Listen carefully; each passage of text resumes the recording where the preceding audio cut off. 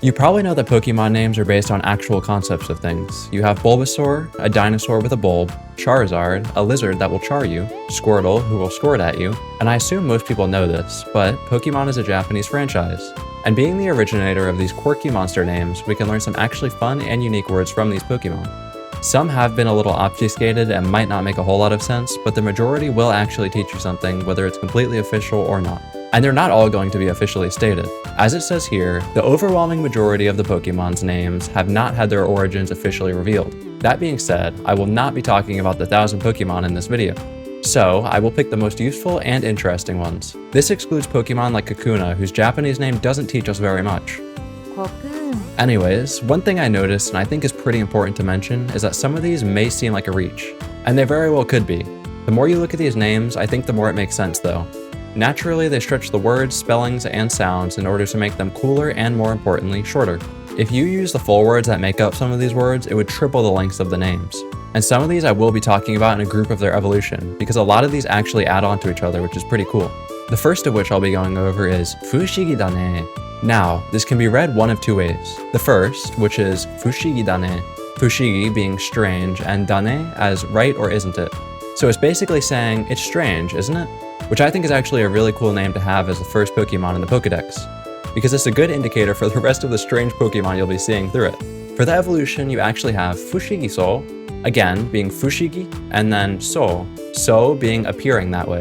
So you have strange, isn't it? It looks pretty strange.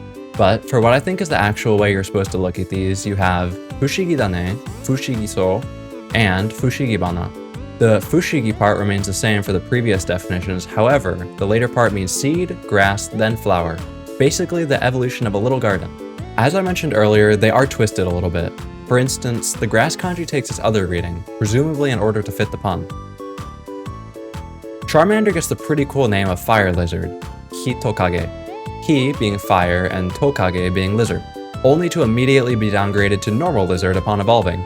But then he gets the cooler name again when it becomes Rizadon. The don here being a status symbol saying he's the boss lizard. But even with the upgrade, I still feel bad for the Charmeleons that are just labeled as Rizado. Zenigame. Zenigame is a Squirtle. Zenigame is made of the word zeni, which is an old word for money and now represents coins like these. One thing I find pretty cool about this word is that if you look it up in katakana, you'll get results completely filled with Pokemon as you would expect. Then, when you look up the word in kanji, you will get only real turtles. And that's because Zenigame is actually the word for baby spotted turtle or immature Japanese pond turtle. The Japanese name once again makes the Pokemon sound very normal and completely ordinary. Which now that I think about it is probably the point since the Pokemon universe is just filled with monsters, so I'd probably refer to them with pretty normal names. Unlike the previous evolutions which I did go over, I'm not going over these because they seem like a really big stretch to me here, and I didn't find ones that I actually liked. So if you want to read the evolutions, pause here. But I do not believe these. Wanriki. I can't pronounce that word for some reason. This one could be written as Wanryoku. Kind of. The Ryoku kanji has an alternate reading of Riki, but I think it could work here because Wanryoku means physical strength or strength in one's arms. That makes sense, right? I mean, the evolution literally has 4 arms on it. Speaking of the evolutions though, the first 2 characters are replaced. Wan, which could be 1, is replaced with Go, which could be 5. And then Go is replaced with Kai, which is an X, and in Roman numerals that would be 10. So you have 1, 5, and 10. Wan, Go, Kai. That sounded kind of insane saying that out loud, but I really do think there's a connection there. Kabigom. While I read that thing off in the intro about there being a lot of Pokemon names that have not had an official background released, this one actually did. And thank God for that because it would have made no sense without some inside information. Apparently in the studio there was a man named Nishino Koji, nicknamed Kabi, or Kirby. It's said that he ate a lot and slept often. He also had a large build.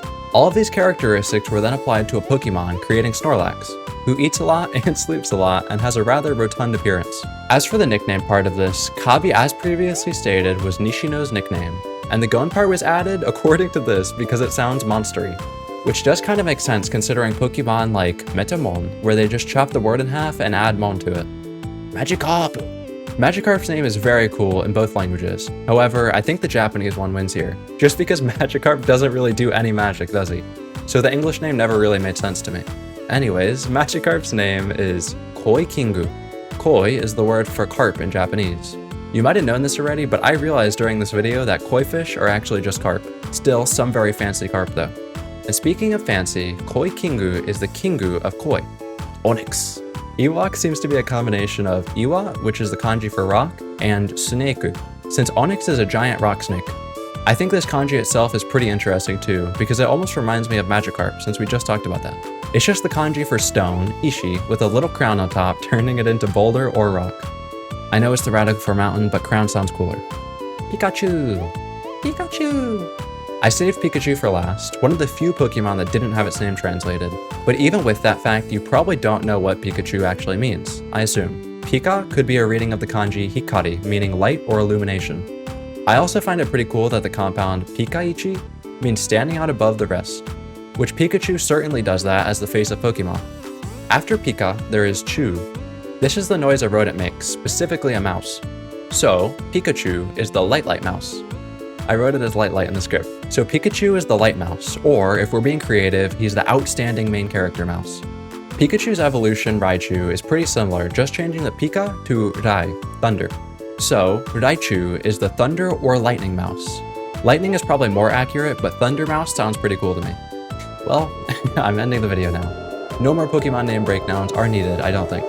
That was not all my Pokemon before. I actually have 4 more Pokemon, whatever gets me to 2 minutes longer of this video.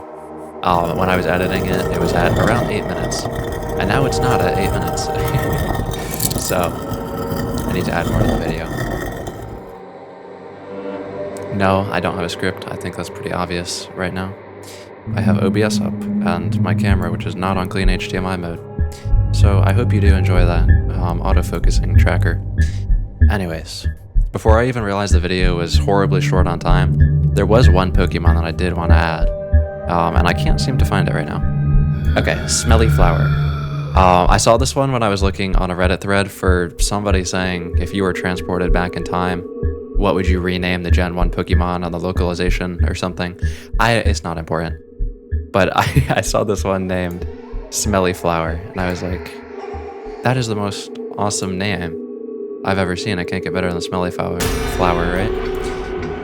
And I should have put this one in, because the other ones where I'm like, the other ones I didn't exactly give the best like dictionary thing. I made a lot of reaches, some might say. But this one's literally just a sentence, or part of a sentence, I guess, because it just states a fact of a smelly flower. But here, since we don't have the special effects of showing from G-Show, there's Yomitan, which is actually cut off halfway. But you have Kusai Hana. This is Hana, as you can see, flower, or blossom, which... Thank you for watching. If you enjoyed the video, please do like and subscribe. Mite kurete arigatou. Bye bye.